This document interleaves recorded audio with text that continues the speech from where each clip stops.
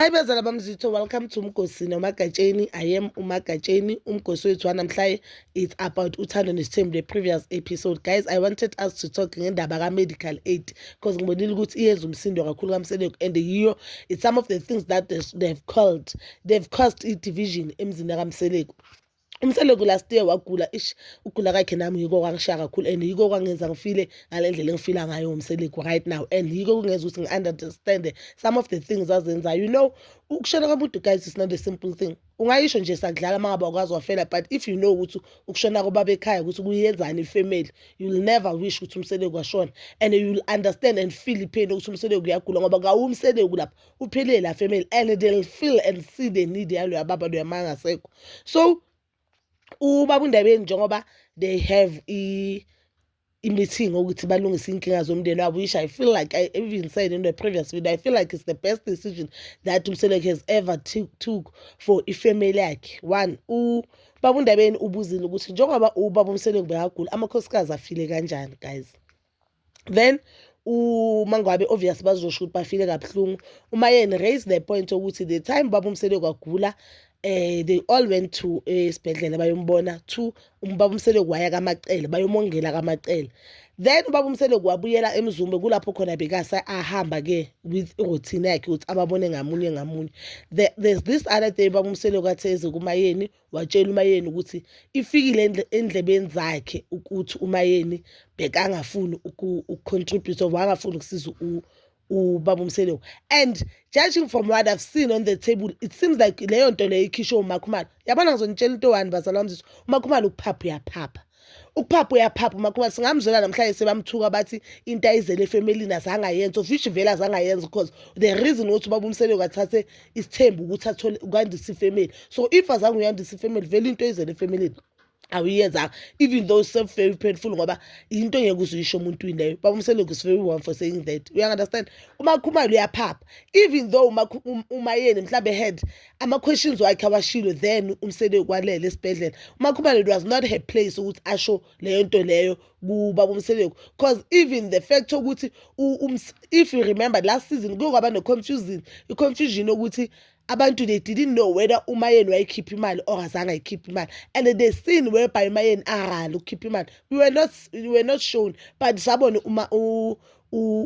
uMakhumalo sekababazela ukuthi yena ukhiphe close to 50k I1, or it was 100k because they contributed 25,000 I1 from her own bank account. Angashongo ukuthi no, they later contributed, or abantu bakhiphela abantu bomele bacacela, but she made it seem like uyo okhipha imali I1. uMakhumalo ayithanda lento lokuthi kube ngathi kaMseleko ikhaya la kaMseleko kulime ngaye, and hence a lot of people now they feel like uMakhumalo uyo provided wonke leyo mndeni, and I don't understand ukuthi why apusha leyo narrative, because she knows ukuthi amanga lento leyo. uMseleko umbuzile in the previous episode last week ukuthi azange ngicontribute ukuthenga umuzi wakho na tu, le company onayo awuyinikangwa yimi amakhampani tu, le company onayo awuyivulelangwa yimi na tu. She didn't respond to that, but she keeps on pushing the narrative that she's the richest wife there. You understand? As if Baba Mseleko didn't play a role in her being the richest wife. Yes, she's the richest wife because all along she has been playing Baba Mseleko, because she has been acting as if she understands the vision and she doesn't have a problem nama decision Baba Mseleko ayenzayo. I heard some amakhosikazi now sekanemali sekakwazi ukuthi yena kamfuni number 5, but all these ways she has been singing abahambayo sosala sincenge. Namhlanje they are blaming ifamily kaMakhumalo kaMacele ukuthi ithi number 5 Mareza, but the time uMakhumalo acula nabangani labangani bakhe sicabanga ukuthi ifamily athi babahamba yesosala sincane, no one had a problem. Ama-friends kaMakhumalo they do have a problem nabo, guys, let's just be honest.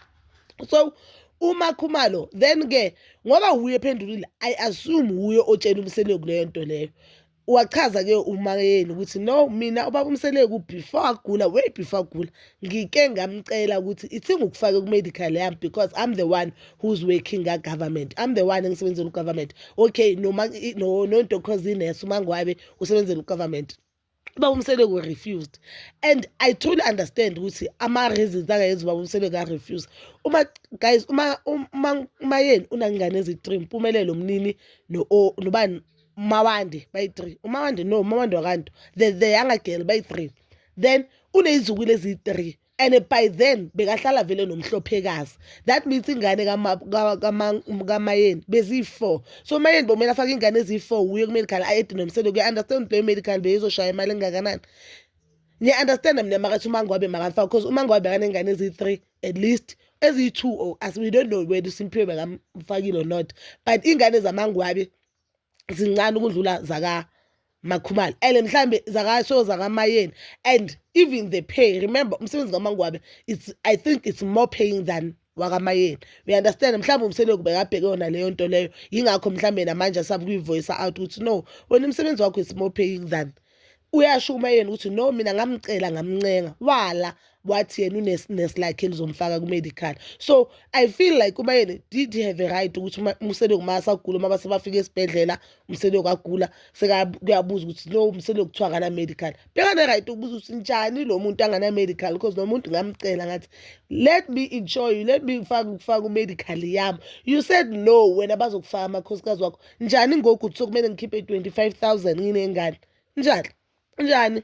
She had all the right, guys, to ask that. She has all the right. Fana ukuthi manje ngisebenze ekhaya bazi ukuthi no, uMagatsheni uyasebenza une-medical. Then sonyolala esibhedlela bayabuza ukuthi lo muntu ufunani la, because lo muntu supposed to have i-medical aid. Kumele abantu bangabuzi.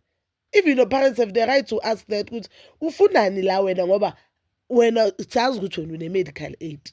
Uhlala ukhala medical aid. You understand? So I don't understand ukuthi even if uMayeni uye wadraga inyawo waba nama-question abenawo through i-health kaMselo kumele contribute, ubani lo nesibindi sokuthi aphinde athathe lezo zindaba azihambisele umselo. And this is not the first time Makhumalo ahambisa izindaba, guys. Mina my honest opinion, Makhumalo ukuphapha neyaphapha, and ezinye izinto ezimenzakalayo maye uyazideserve because yena she thought umamkhulu walapha kaMselo. She thought yena kumselo uyonke into yangimangaza namhlanje sakabona ukuthi umselo uhlanyiswa ingane encane. Lokho yena ingane encane ahlanyiswa umselo bakangakuboni. She have thought ukuthi vele umselo ingane encane zamhlanyisa vele ubaba lo.